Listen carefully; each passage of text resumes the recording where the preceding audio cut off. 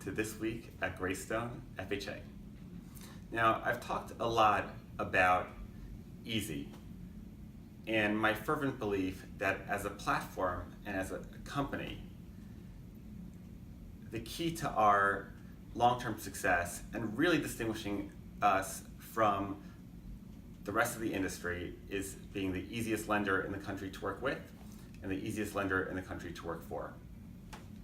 However, as I've thought more about this concept of easy, I realize that I think easy may also be the key to achieving the most happiness from your own personal and professional relationships on an individual basis. We all have people in our lives who are easy to have in our lives, and there are other people that are difficult people to have in our lives.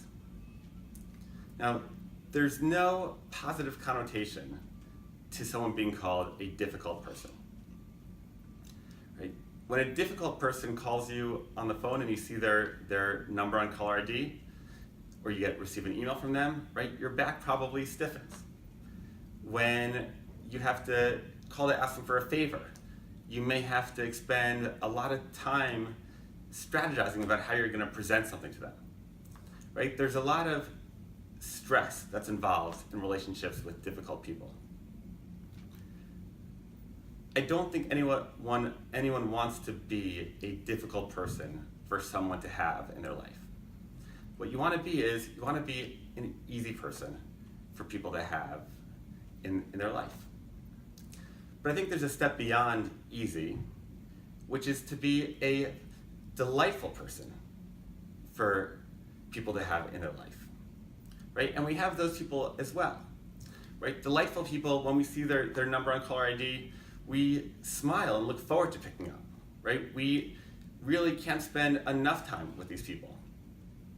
Right now, being difficult or easy or delightful, it's not about the standards that you hold. It's just about how does it feel to someone else for you to be in their life. And what does it mean to be a delightful person in someone's life? I think that comes down to a few different factors. First of all, I think those relationships are personal. Right? When you talk to someone who's a delightful person, they make you feel like you're the only person in the world for them at that moment. I think they're positive, right? When you talk to them, there's a positive energy to those interactions, right? It's not just about complaining or blaming or excuses, right? There's a positive energy to the interactions.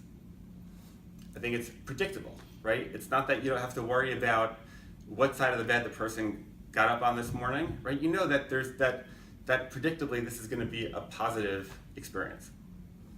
And of course, the last part of being delightful is just to be delightful, right? It's people who will do the little extra step to try to put a smile on your face, or to over-deliver on what was promised.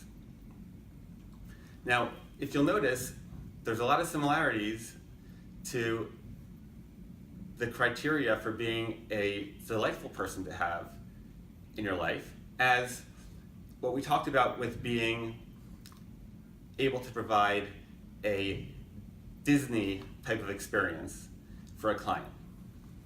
And I think that's no coincidence, right? Because delightful people, those relationships that you have with them are about the experience of the relationship. Difficult people, it's almost a transactional relationship, right? It's a quid pro quo, right? And when you ask for a favor, you know that it's probably going to come back to haunt you at some point. So I think that our goal should be to be delightful people for other people to have in their lives, both in our personal lives, but also in our professional lives. And what that means is when we're talking to a colleague, or we're talking to a client, we need to make them feel like they are the only person in the world for us at that moment, right? If someone needs something from us, it could be that we have a full plate with lots of other things that we need to get to, right? But no one wants to hear, look, I've got 3 other people ahead of you, and after that I can get to you, right? They want to hear that, they want to feel like they are the most important person in your life at that moment. So whether it's a colleague or a client, right? This is about making them feel special, appreciated, recognized, right? Like they're everything for you at that moment. And so I hope that in your personal lives and in your professional relationships, right? Pay attention to this. And I think you will find that the greatest amount of happiness will be achieved from being a delightful person for others to have in their lives.